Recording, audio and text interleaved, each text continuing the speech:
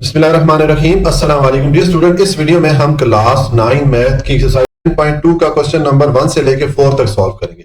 अब ये exercise start करने से पहले हम कुछ डेफिनेशंस हैं, ठीक है, जो कि हम बार बार इस एक्सरसाइज को सॉल्व करने के लिए इस्तेमाल करेंगे। कुछ अल्फाज हैं तो पहले उनको समझ लेते हैं, फिर हम ये एक्सरसाइज स्टार्ट करते हैं। देखें, ये जो चैप्टर है ये इंफॉर्मेशन हैंडलिंग के बारे में। इंफॉर्मेशन हैंडलिंग का मतलब ये है कि अगर हमारे पास कुछ मालूमात हो, कुछ इंफॉर्मेशन हो, उनको हम इस तरीके से अपने लिए तरतीब दें कि उससे हम कुछ फायदा उठा सके, ठीक है।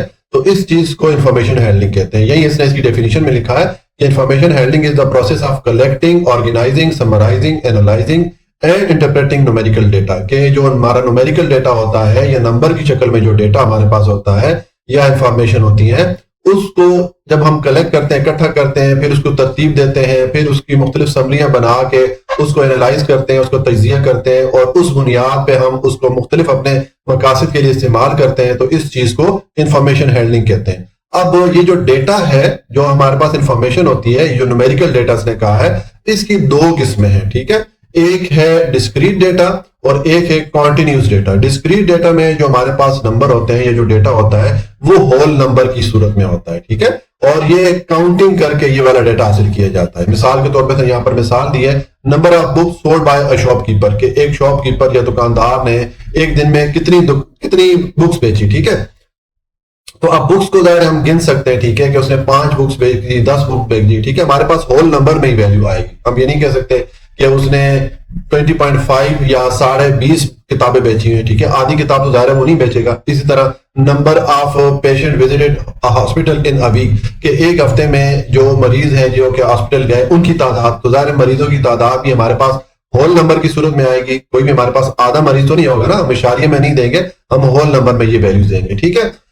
तो ये तो हो गया डिस्क्रीट डेटा। उसके बाद कॉन्टिन्यूस डेटा है। अब यहां पर हमारे पास जो डेटा है वो आशारिया की सूरत में भी आ सकता है, डेसिमल नंबर की सूरत में भी आ सकता है। मिसाल के तौर पे वजन या वेट जो है, अब देखिए मुझे यहाँ पर एग्जांपल दी है, द मेज of student in a class, के किसी भी क्लास में जो स्टूडेंट या तलबा है उनका मेज या उनका वजन, ठीक है। तो अब देखेंगे इसने पहली यहाँ पर वैल्यू लिखी 28.5। कोई स्टूडेंट है उसका जो वजन है वो 28.5 kg है। अब ये 28.5 भी हो सकता है, 28 kg भी हो सकता है, 28.3 भी हो सकता है, यानी कि हमारे पास ये मुख्तलिफ डेसिमल नंबर की सूरत में भी वैल्यू आ सकती है, ठीक है। तो ये जो कॉन्टिन्यूस डेटा होता है, इसमें जो हमारे पास डेटा होता है वो डेसिमल नंबर की सूरत में भी आ सकता है, ठीक है। और ये जो डेटा है ये मेजर करके या पैमाइश करके इकट्ठा किया जाता है। ऊपर जो डिस्क्रीट डेटा है वो आपको मैंने बताया कि उसको काउंट करके हम कलेक्ट करते हैं, ठीक है, गिन के या काउंट करके वो जो डेटा इकट्ठा किया जाता है। लेकिन यहां पर कॉन्टिन्यूस डेटा में मेजरमेंट या पैमाइश की जाती है डेटा की, ठीक है। तो ये दो टाइप्स होगी डेटा की। उसके बाद डेटा को अरेंज करने के हिसाब से दो हमारे पास किस्में हो जाती हैं। जब डेटा को हम लेते हैं और उसको अगर अरेंज, तो उसकी अरेंजमेंट के हिसाब से दो टाइप्स हैं, एक है अनग्रुप डेटा और एक है ग्रुप डेटा। अनग्रुप डेटा में हमारे पास जो डेटा होता है, जो वैल्यूज होती हैं, वो अनअरेंज फॉर्म में होती है, उसकी कोई खास तरतीब नहीं होती। यहां पर एक मिसाल इसने दी है कि ये the score of Pakistani player in a match, कि किसी भी एक मैच में पाकिस्तानी प्लेयर ने जो स्कोर किया वो यहां पर लिख दिया गया। बस यहां पर हमें इसने 11 खिलाड़ियों का स्कोर लिख दिया, इसकी कोई तरतीब नहीं है, ठीक है, बस इस तरह लिख दिया, तो इसको अनग्रुप डेटा कहेंगे, ठीक है। लेकिन इसी डेटा को अगर हम तरतीब दे दें, इसके हम ग्रुप बना दें, वो जो ग्रुप बनाते हैं उसको क्लासेस कहते हैं, ठीक है। हम ग्रुप बना दें तो फिर जो डेटा होगा उसको ग्रुप डेटा कहता है, ठीक है, उसको फिर ग्रुप डेटा कहेंगे। मिसाल के तौर पे यही जो डेटा है इसको अगर मैं अरेंज कर देता हूं ग्रुप्स में या क्लासेस में, ठीक है, तो देखिए मैंने जो ऊपर डेटा था उसकी मैंने ग्रुप्स या क्लासेस बना दी। मैंने लिख दिया कि 0 से 25 तक कितने खिलाड़ियों ने स्कोर किया, ये एक ग्रुप बना दिया। फिर 26 से 50 तक कितने खिलाड़ियों ने स्कोर किया है, ठीक है, इनका मैंने ग्रुप बना दिया, एंड सो ऑन। मैंने 25-25 नंबर का एक ग्रुप या क्लास बना ली, ठीक है।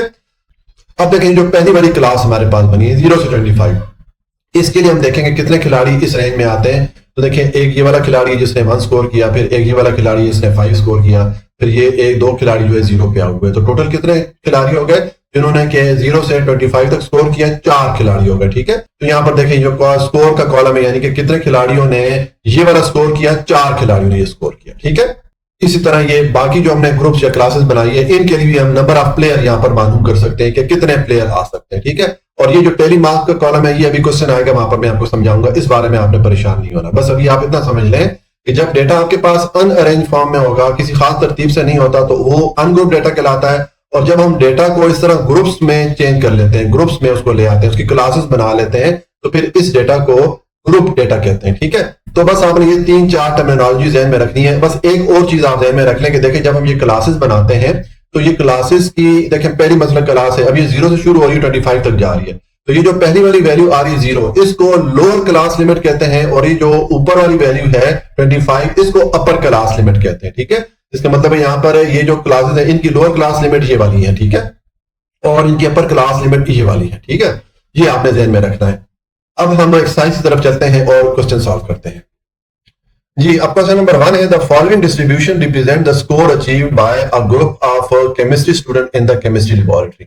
ये हमें एक टेबल इसने बताया जिसमें इसने क्लासेस या ग्रुप्स बनाई है। ठीक है, जिससे कि हमें ये पता चलता है कि एक लेबोरेटरी में केमिस्ट्री के टेस्ट में जो स्टूडेंट ने स्कोर किए हैं उनकी हमें यहाँ पर रेंज बताई जा रही है कि 24 से 28 तक कितने स्टूडेंट ने स्कोर किया, 3 स्टूडेंट है, यानी कि 3 ऐसे स्टूडेंट हैं जिनके जो टेस्ट में नंबर थे वो 24 से 28 के दरमियान थे।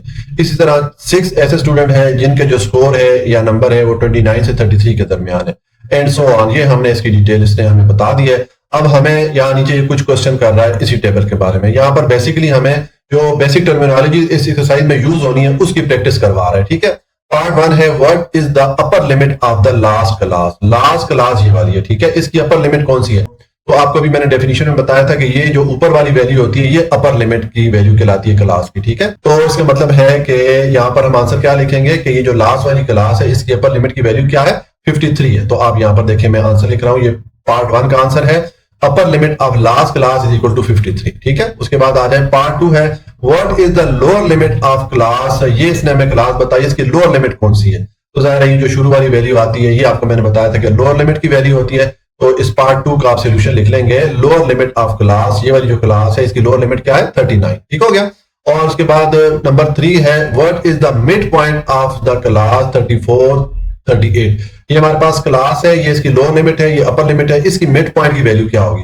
तो मिड पॉइंट की वैल्यू हम किस तरह मालूम करेंगे, हम ये लोअर लिमिट और अपर लिमिट दोनों को जमा करके 2 से डिवाइड करेंगे, ये इसका फार्मूला है। आगे क्वेश्चन में भी हम ये फार्मूला यूज करेंगे। ठीक है, 34 और 38 को आप जमा करके 2 से डिवाइड करें तो आपके पास मिड पॉइंट की वैल्यू आ जाएगी इस क्लास के लिए। ठीक है, तो अब देखें यहां पर मैंने लिख दिया, ये अब नंबर 3 का सोल्यूशन है, मिड पॉइंट ऑफ क्लास, ये क्लास थी, तो देखिए मैंने इसकी ये लोअर लिमिट और अपर लिमिट दोनों को जमा करके 2 से डिवाइड करें तो 36 हमारे पास वैल्यू आती है मिड पॉइंट की। ठीक है, और उसके बाद आ जाए जी नंबर 4 है what are the class frequencies of the classes. ये 2 क्लासेस हैं, इनकी हमने क्लास फ्रीक्वेंसी बतानी है, इनके सामने जो फ्रीक्वेंसीज है या नंबर ऑफ स्टूडेंट लिखे हुए वो हमने बताने हैं। ठीक है, तो देखें ये एक क्लास 29 33 और 44 48 ये 2 क्लासेस हैं। तो पहले इसमें ये वाली क्लास है, इसमें देखें नंबर ऑफ स्टूडेंट या फ्रीक्वेंसी की तादाद 6 है, और ये 44 48 इसमें नंबर ऑफ स्टूडेंट या फ्रीक्वेंसी की तादाद 15 है।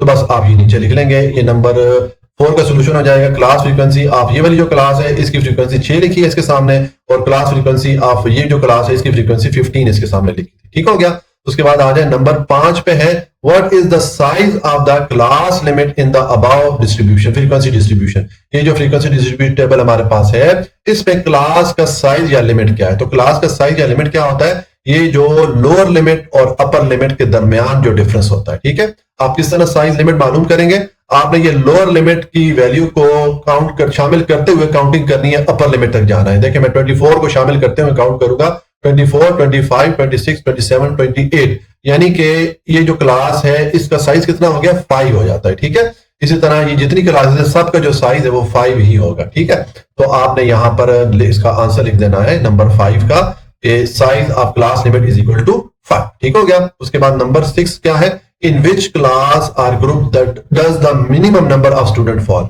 अब हमने देखना है कि किस क्लास की फ्रीक्वेंसी सबसे कम है, नंबर ऑफ स्टूडेंट सबसे कम है। ठीक है, तो ऊपर टेबल पे अगर आप आए तो ये पहली वाली जो क्लास है इसमें देखें नंबर ऑफ स्टूडेंट सबसे कम है, इसकी फ्रीक्वेंसी सबसे कम है, तो आप अपने आंसर में ये वाली क्लास इसको मेंशन कर देंगे। ठीक है, तो देखें यहाँ पर मैंने लिख दिया होगा द क्लास, ये वाली जो क्लास है contains minimum number of student. ठीक हो गया, ये हमारा पार्ट 6 कंप्लीट हो जाता है। उसके बाद पार्ट 7 में इसने हमसे पूछा है what is the lower limit of the class having 15 as its class frequency.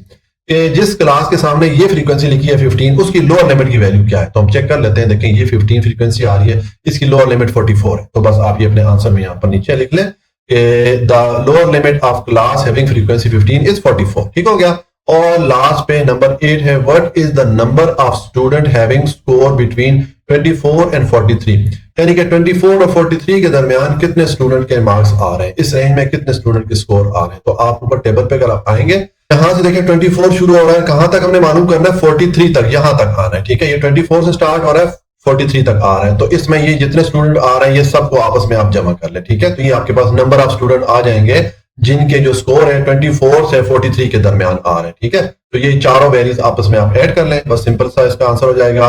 Number of student having score between 24 and 43 are, चारों जो वैल्यूज इनके सामने लिखी हुई थी इनको जमा करें तो 44 स्टूडेंट आ जाते हैं जिनका जो स्कोर है वो 24 और 43 के दरमियान आता है, ठीक है। तो इस तरह ये हमारा क्वेश्चन नंबर 1 कंप्लीट हो जाता है। अब क्वेश्चन नंबर 2 है, for a school staff the following expenditure rupees in 100 are required for repair of the chair. ये इसने हमें चेयर या कुर्सियों के रिपेयर के लिए जो एक्सपेंडिचर या खर्चा चाहिए उसकी डिटेल दे दी है एक स्कूल के लिए, ठीक है।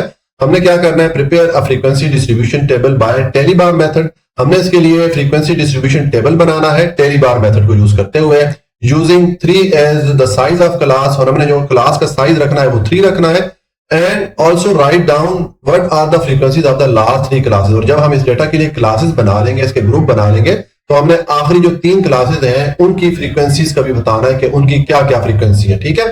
तो देखिए अब इसको हम सॉल्व करेंगे, हम इसके लिए टेबल बनाएंगे। तो सबसे पहले हमने क्लास लिमिट का एक कॉलम बनाना है, एक हमने टेली मार्क्स का कॉलम बनाना है और एक फ्रीक्वेंसी का कॉलम बनाना है।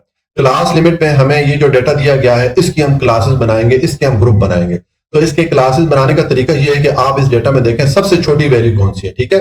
तो अगर आप इस डेटा को देखें तो इसमें सबसे जो छोटी वैल्यू ये 144 आती है। आपने एहतियात से सारी डेटा को चेक करना है, इसमें सबसे छोटी वैल्यू 144 है। तो हमारी जो क्लास है पहली वाली ये 144 से स्टार्ट होगी, ठीक है। और हमें इसने बताया कि साइज हमने हर क्लास का रखना है 3, तो आप 144 को काउंटिंग में शामिल करते हुए 3 तक काउंट करें, 144, 145, 146। तो हमारा यहाँ पर इस जो पहली वाली क्लास है इसकी जो अपर लिमिट होगी 146 तक होगी, लोअर लिमिट इसकी 144 हो गई, अपर लिमिट 146 की हो गई, ठीक है। इस क्लास का साइज 3 हो गया। जब भी आप क्लास का साइज काउंट करेंगे तो आपने ये लोअर लिमिट की वैल्यू को काउंटिंग में शामिल करते हुए काउंट करना है, ठीक है।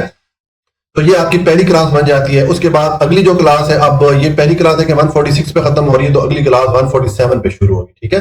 अब 147 को काउंटिंग में शामिल करते हुए 3 तक काउंट करें, 147, 148, 149, तो ये 149 तक क्लास बन जाएगी। नेक्स्ट क्लास अब 150 से स्टार्ट करें और इस तरह 3 काउंट करेंगे तो 152 हो जाएगा, एंड सो ऑन। आपने इस तरह बनाते जाना है। कहां तक जाना है, जो इस डेटा में सबसे बड़ी वैल्यू है, देखिए 167 इस डेटा में सबसे बड़ी वैल्यू है, ठीक है। तो हमने 167 तक चले गए। ये हमने सबसे छोटी वैल्यू से स्टार्ट किया क्लासेस बनाना, ठीक है, और हम सबसे बड़ी वैल्यू तक चले गए और हमने क्लास का साइज, जितनी भी यहाँ क्लासेस हैं इनका साइज 3 हमने रखा, ठीक है। ये हमने पहला इसका स्टेप कर लिया, हमने जो क्लासेस हैं वो बना लिया, यानी कि इस डेटा के ग्रुप्स बना लिए। अब हमने ये टेली मार्क मेथड से, उसने हमने कहा कि ये फ्रीक्वेंसी डिस्ट्रीब्यूशन टेबल है, ये टेबल बनाना है। तो टेली मार्क मेथड ये है कि अब ये पहले हमारे पास क्लास है 144 से 146, हमने डेटा को देखना है, उसमें 144 से 146 के दरमियान जितनी वैल्यूज आ रही हैं हर वैल्यू के लिए हम इस तरह बार लगाएंगे या टेली मार्क लगाएंगे, ठीक है। तो अगर आप ये डेटा चेक करें 144 से 146 के लिए, देखें ये एक ये वैल्यू हो जाती है, फिर आप आगे चलते जाएं तो ये एक ये वाली वैल्यू हो गई, ठीक है।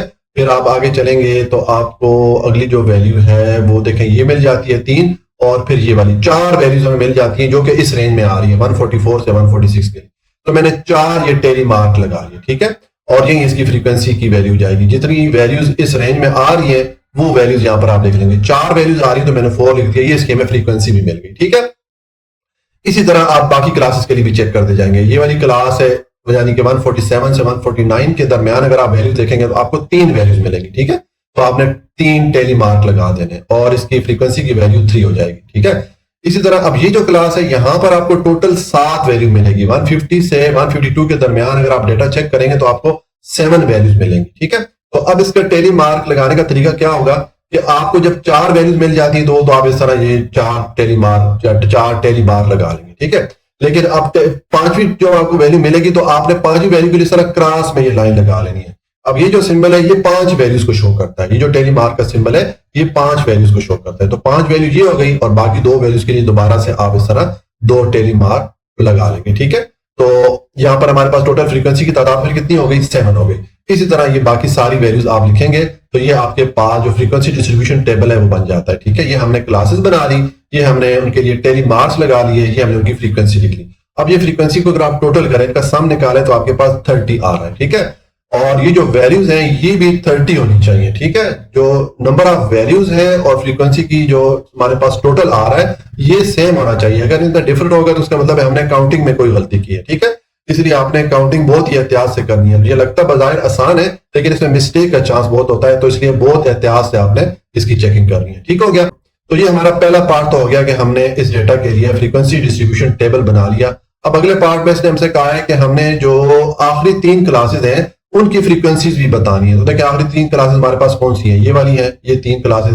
तो ये वाली क्लासेस के सामने फ्रीक्वेंसी की वैल्यू 4 है, और ये वाली क्लासेस के सामने फ्रीक्वेंसी की वैल्यू 1 है, और लास्ट वाली क्लास के सामने फ्रीक्वेंसी की वैल्यू 2 है। तो बस ये वैल्यूज आप नीचे लिख लें। ठीक है, the frequencies of the last 3 classes are 4, 1 and 2 respectively. ठीक है, तरतीब जो है ये वैल्यूज हैं जो आखिरी 3 क्लासेस हैं उनकी फ्रीक्वेंसीज की। ठीक है, तो ये हमारा जो क्वेश्चन नंबर 2 है ये कंप्लीट हो जाता है। क्वेश्चन नंबर 3 है, given below are the weights in KG of 30 student of a high school. ये हमें एक हाई स्कूल के 30 स्टूडेंट का जो वेट है उसका डेटा दे दिया गया, ये किलोग्राम में ये वाला डेटा। ठीक है, taking 5 as the size of the class limit. तो हमने ये जो डेटा है इसका हमने ग्रुपिंग करनी है, इसके हमने क्लासेस बनाने हैं। ठीक है, और क्लास का जो साइज है हर क्लास का साइज हमने 5 रखना है। ठीक है, पीछे जो हमने क्वेश्चन सॉल्व किया वहां पर हमने क्लास का साइज 3 रखा था, यहाँ पर हमने 5 रखना है।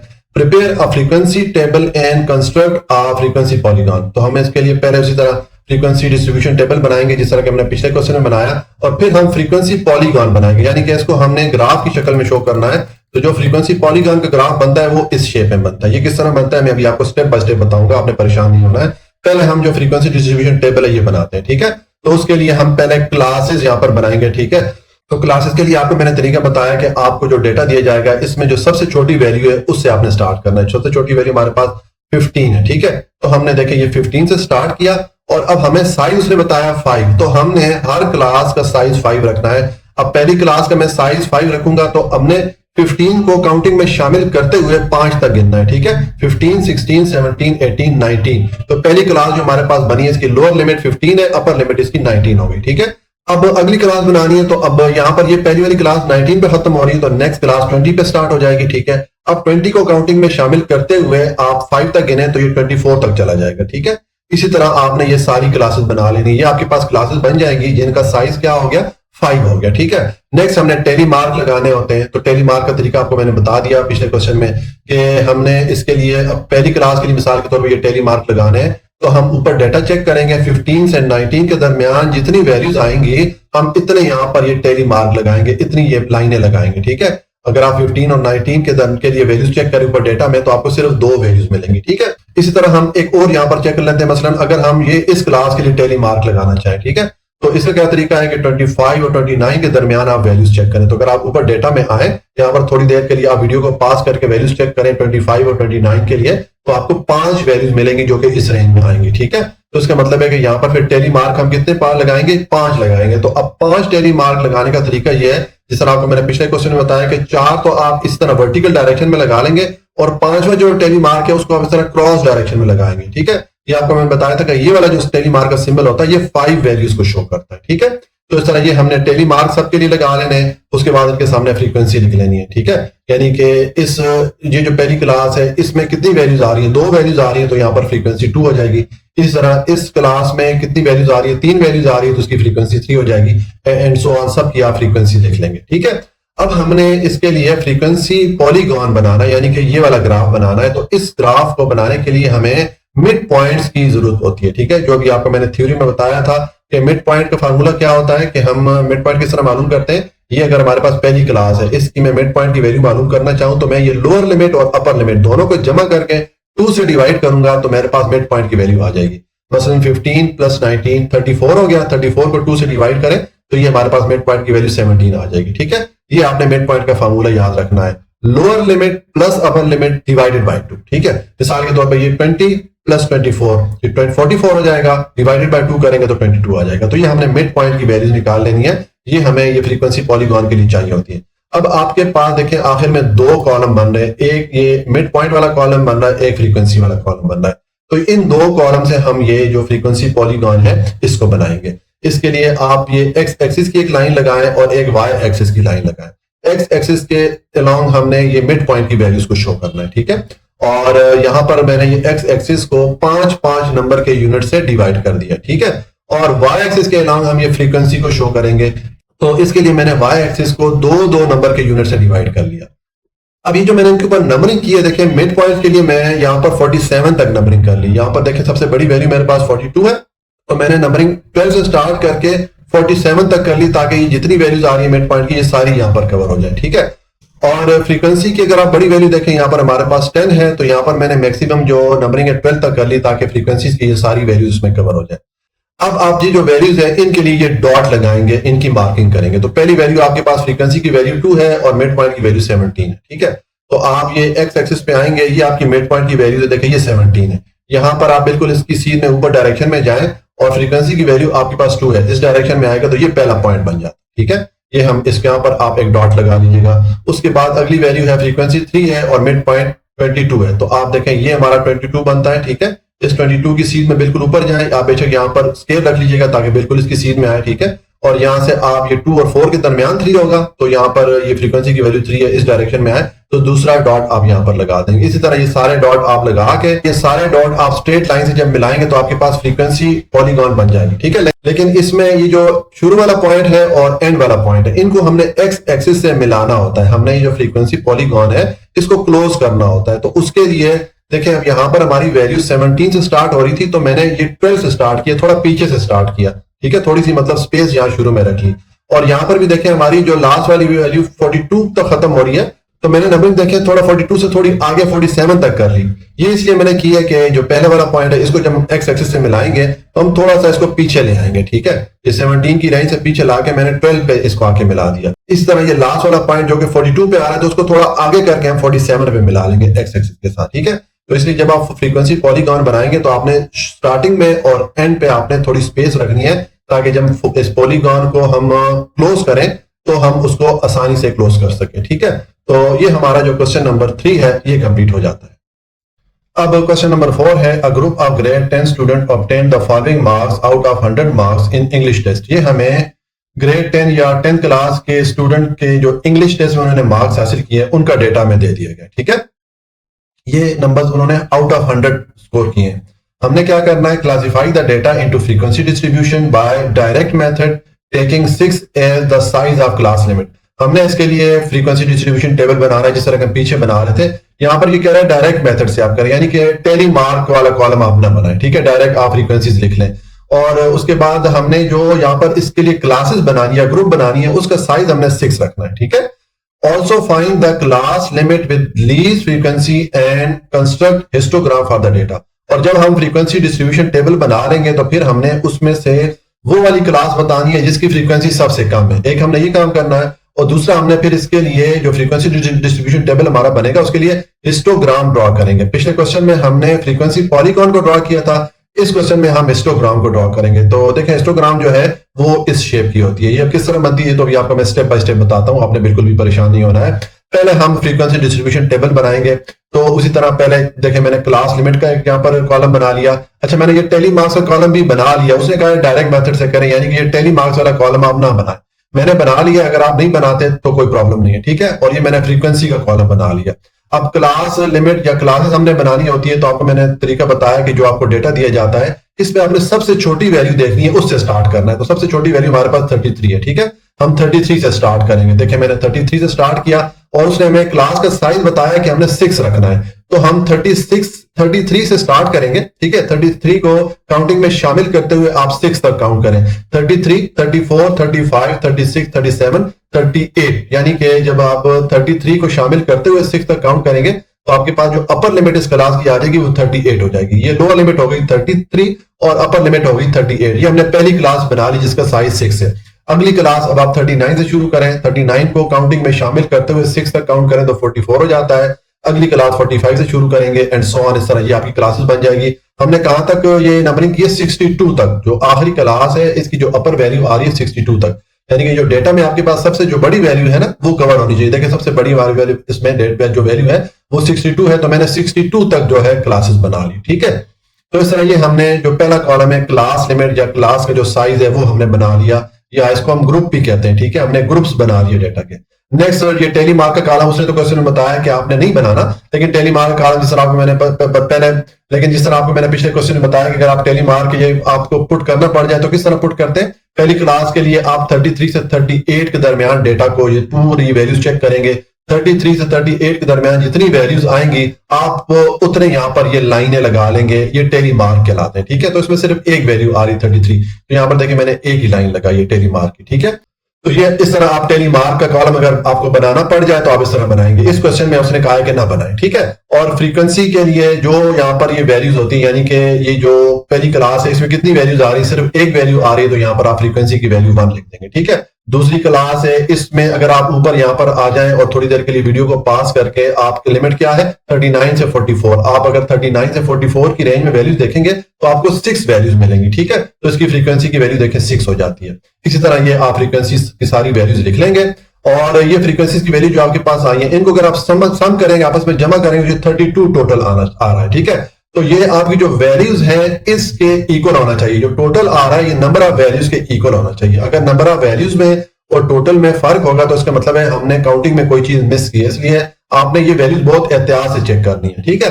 तो ये हमने फ्रीक्वेंसी का कॉलम बी बना लिया। अब नेक्स्ट हमें हिस्टोग्राम बनाना है। हिस्टोग्राम इस शेप का बनता है, ठीक है। इसके लिए हमें, जिस तरह हमने फ्रीक्वेंसी पॉलीगॉन ड्रॉ किया था, तो उसके लिए हमने यहाँ पर मिड पॉइंट निकाले थे, ठीक है। लेकिन यहाँ पर अब हमें क्या चाहिए, हमें क्लास बाउंड्रीज चाहिए। वो किस लिए चाहिए, देखिए यहाँ पर ये अब जो क्लास है ये 38 पे खत्म हो रही है, अगली क्लास 39 से शुरू हो रही है।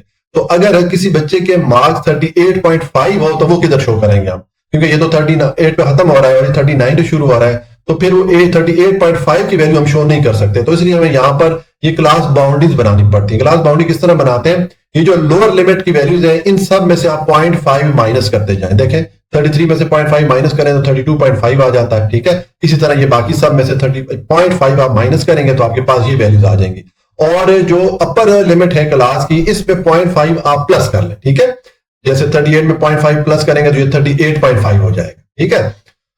तो इस तरह देखिए अभी आपके पास जो क्लास बाउंड्रीज आ रही है, अब इसमें सारी वैल्यूज कवर हो रही हैं। देखें ये क्लास बाउंड्री, इसकी जो लोअर बाउंड्री है ये 32.5 से शुरू होकर 38.5 पे खत्म हो रही है, तो अगली क्लास की लोअर बाउंड्री अब 38.5 से शुरू हो रही है। इसका मतलब है सारी वैल्यूज अब इसमें कवर हो रही है, ठीक है। तो ये हमने क्लास बाउंड्रीज का कॉलम बनाना है जब हम हिस्टोग्राम के लिए ग्राफ बनाएंगे, ठीक है।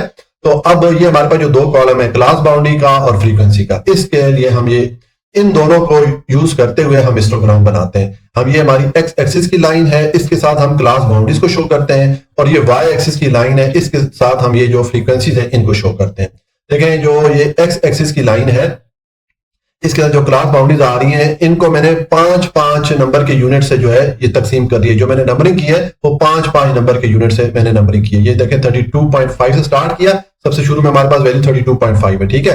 उसके बाद 38.5, यानी कि जो हमारे पास ये क्लास का साइज आ रहा है उतना ही मैंने यहाँ पर ये डिफरेंस रखा है, ठीक है। 38.5 फिर 44.5 एंड सो ऑन, इस तरह में 62.5 तक चला गया क्योंकि हमारे पास सबसे बड़ी वैल्यू 62.5 है। और फ्रीक्वेंसीज के लिए मैंने दो नंबर के यूनिट से ये वाई एक्सिस को डिवाइड किया हुआ है, और मैं कहां तक गया हूं 16 तक गया हूं, क्योंकि हमारे पास यहाँ पर सबसे बड़ी वैल्यू 15 है, तो इसका मतलब ये सारी वैल्यूज इस वाई एक्सिस पे कवर हो जाएंगी। अब आप इसके लिए हिस्टोग्राम वाले ग्राफ बनाएंगे। तो देखें पहली वैल्यू हमारे पास क्या है, क्लास बाउंड्री 32.5 से शुरू हो रही है 32.8 तक, ठीक है। तो ये 32.5 से 32.8 तक, यहां तक हमारा पहली जो हिस्टोग्राम में बनेगी। और इसको ऊपर कहां तक लेके जाना है, ऊपर जो है फ्रीक्वेंसी की वैल्यू क्या है 1 है, तो देखें ये 0-2 के दरमियान 1 यहां पर रेंज आ जाती है फ्रीक्वेंसी की 1, ठीक है। तो आपने ये जो क्लास बाउंड्री की हाइट रखनी है ये 1 तक लेके जानी है, इधर भी और इधर भी, और इन दोनों को आपस में इस तरह मिला लेना है। तो ये आपने हिस्टोग्राम बना लिया ये पहली वैल्यूज के लिए, ठीक है। उसके बाद अगली वैल्यू चेक करें तो ये 38.5 से शुरू हो रही है 44.5 तक जा रही है। तो 38.5 का मतलब ये इधर से हम ऊपर इसको लेके जाएंगे, ठीक है। और कहां तक जा रही है 44.5 तक, ठीक है। और ऊपर हमने कहां तक लेके जाना है, देखिए फ्रीक्वेंसी की वैल्यू 6 है, देखिए ये हमारी फ्रीक्वेंसी की वैल्यू 6 आ रही है। इस रेंज बिल्कुल इस डायरेक्शन में अगर आप आ जाए तो ये इसको यहाँ ऊपर यहां तक हम लेके आएंगे। ये दोनों लाइनें आपने जो लगाई हैं क्लास बाउंड्रीज की इनको आपस में मिला लेंगे। इसी तरह ये बाकी आप सारी जो हिस्टोग्राम में ड्रॉ कर लेंगे तो ये आपके पास हिस्टोग्राम बन जाती है, ठीक है। अच्छा, इसने दरमियान में एक पार्ट ये पूछा था कि जब आपकी ये फ्रीक्वेंसी डिस्ट्रीब्यूशन टेबल बन जाए तो हमने वो वाली क्लास बतानी है जिसकी सबसे कम फ्रीक्वेंसी है, लीस्ट फ्रीक्वेंसी है, ठीक है। तो अगर आप यहाँ पर देखें जो पहली वाली क्लास है इसकी फ्रीक्वेंसी 1 है जो कि सबसे कम है। तो यहां पर बस आप लिख लेंगे क्लास लिमिट, ये वाली जो क्लास है is with the least frequency of 1, के ये वाली जो क्लास है इसकी फ्रीक्वेंसी सबसे कम है 1 है। तो ये आप दरम्यान में लिख लें, उसके बाद आप ये बना लीजिएगा। मैं ये स्क्रीन पे एक साथ शो करने के लिए टेबल को और जो भी हिस्टोग्राम या फ्रीक्वेंसी पॉलीगॉन है उनको मैंने साथ बना लेता होता हूँ ताकि आपको समझने में आसानी हो। अगर आपके पास पेपर जो पेज है उस पर इतनी जगह नहीं होगी तो आप पहले ये फ्रीक्वेंसी डिस्ट्रीब्यूशन टेबल बना लीजिएगा, फिर आप ये वाला पार्ट सॉल्व कर लीजिएगा और आखिर में आपने हिस्टोग्राम को ड्रॉ कर लेना है। ठीक है, इस तरह ये हमारा क्वेश्चन नंबर 4 कंप्लीट हो गया। जी आज के लिए इतना ही। अगर आपको कोई भी पॉइंट समझ में नहीं आया तो कमेंट में पूछ सकते हैं। वीडियो को लाइक, सब्सक्राइब और शेयर जरूर कर लीजिएगा। अपना बहुत ख्याल रखिएगा। अल्लाह हाफिज।